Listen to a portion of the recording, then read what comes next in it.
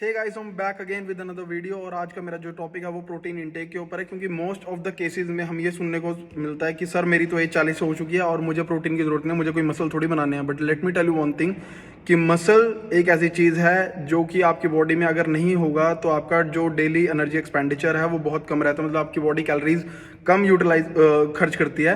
सो जितना ज़्यादा मसल आपकी बॉडी में होगा उतना ज़्यादा कैलोरीज आपकी बॉडी बैठे बैठे बर्न करेगी। और दूसरी चीज़ है कि जब आपकी बॉडी में मसल होता है तो आपकी बॉडी ऑब्वियसली फिट दिखती है। और अब मैं बताता हूँ कि प्रोटीन कितना ज़रूरी है किस एज के लिए। तो जब आप 15 to 20 के बीच में होते हो तो एज पर मी जो आपका मसल वेट है उसका आप 1.5 to 2 ग्राम्स पर केजी आपको जो है वो प्रोटीन लेना चाहिए अगर आपको बिल्ड करना है। और यही चीज़ जब आप 25 से 30 साल में आ जाते हो तो ये 2 ग्राम से 2.5 ग्राम के बीच में चली जाती है पर केजी आपका जो मसल वेट है उसका। और जब आप 30-35 प्लस हो जाते हैं तो क्योंकि आपकी बॉडी जो है उस टाइम पे कमज़ोर होना शुरू हो जाती है, आपके मसल आपके कमज़ोर होना शुरू हो जाते हैं।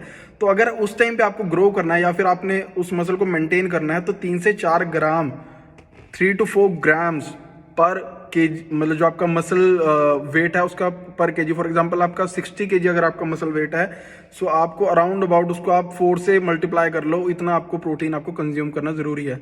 अच्छा, प्रोटीन कंज्यूम करने में एक और बहुत बड़ी मिसकंसेप्शन है कि हाँ हम वे प्रोटीन क्यों लें, हम तो पनीर खा लेंगे और या फिर हम सोयाबीन खा लेंगे, हम वेजिस से ले लेंगे, ब्रोकली से ले लेंगे। सो एक्चुअल में होता क्या है कि सबसे मेन चीज़ है कैलोरीज। ठीक है, आप कोई भी चीज़ खाते हो तो उसमें उसके मैक्रोज माइक्रोज काउंट होके उसकी कैलोरीज काउंट होती हैं। सो आप अगर एक स्कूप प्रोटीन लोगे उसमें जो आपको प्रोटीन मिलेगा, मान लो 24 ग्राम प्रोटीन मिल रहा है, उसमें कुछ कैलोरीज आपको मिल रही हैं। और वही जब आप उतना ही ग्राम प्रोटीन आप पनीर से लेने जाओगे तो आपको उतना प्रोटीन बहुत सारी कैलोरीज के साथ मिलेगा।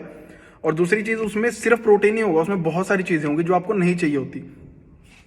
सो एक गुड अमाउंट ऑफ प्रोटीन और उसकी क्वालिटी बहुत मैटर करती है।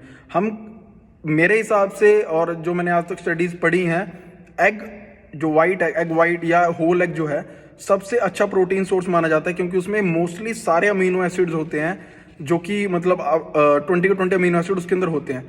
सो सबसे बेस्ट प्रोटीन सोर्स एग्स माना जाता है और वो बहुत ही चीप भी होता है। और कोशिश ये करनी चाहिए कि जो आपका प्रोटीन इंटेक हो वो क्वालिटी फूड से हो, मतलब वो ऐसी चीज़ों से ना हो जो कि क्वालिटी में मतलब जिनके माइक्रो और मैक्रोज जो हैं वो थोड़े से मतलब इधर उधर हों।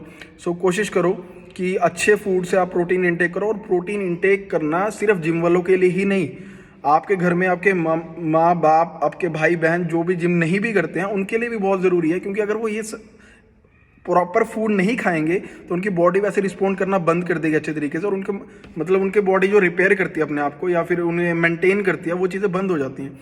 सो कोशिश किया कीजिए कि